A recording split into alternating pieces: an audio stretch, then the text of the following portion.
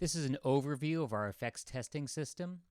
The goal of the software is to make it easy to work on effects and processes by having some pre-recorded audio files ready to go. You can use live input, you can use multi-channel input, you can use any of these pre-recorded sounds here.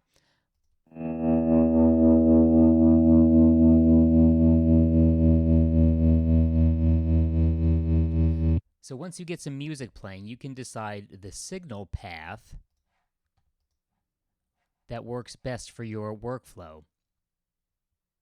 The default setup runs the pre-recorded audio to gen, which can be viewed in this gen patcher. And then it goes to an amp VST plugin, which is down here.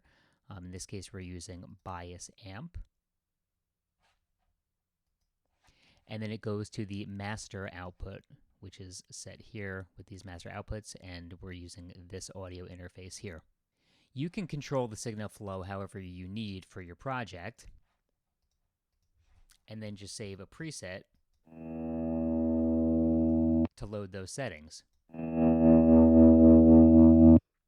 If you're developing in Gen, this Gen patch is the only thing that really matters.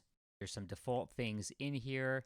You can remove all of that. You can do whatever you need. And this is the only thing that you really need to save. You would save this as a Gen patch. And then ultimately, you would export this as a C++ project. But that's it. You can do whatever else you need with this patch.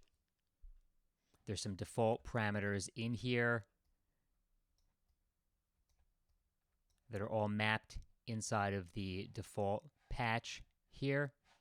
And ultimately, these parameters are replaced by hardware switches and toggles and things like that. So whatever you get to work inside of this Gen patch in terms of processing and effects, you can rest assured that that will most likely work just fine when it's exported as C++ code and loaded onto our embedded system.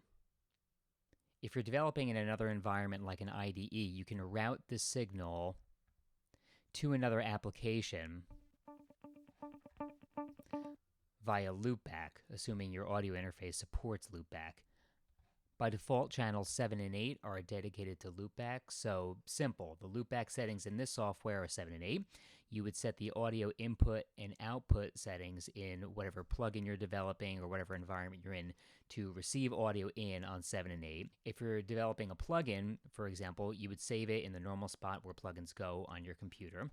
And then you can just refresh the folder here, and all of the plugins on your computer will show up in this list, including the one that you're developing.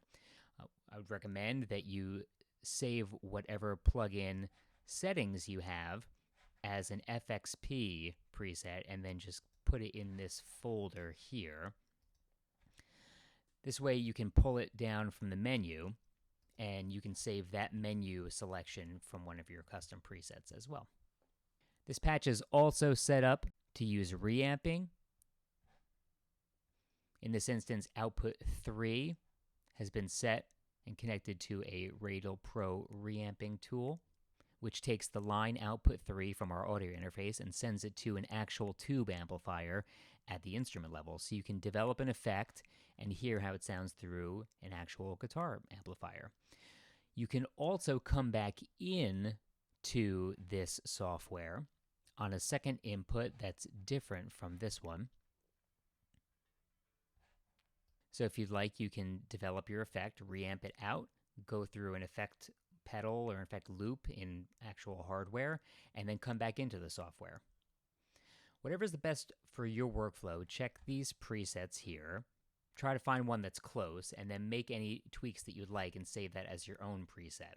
This way, every time you open this software, you can just focus on developing effect processes and not have to worry about playing your instrument in or routing audio to different outputs. You just have a tool that works best for your operation.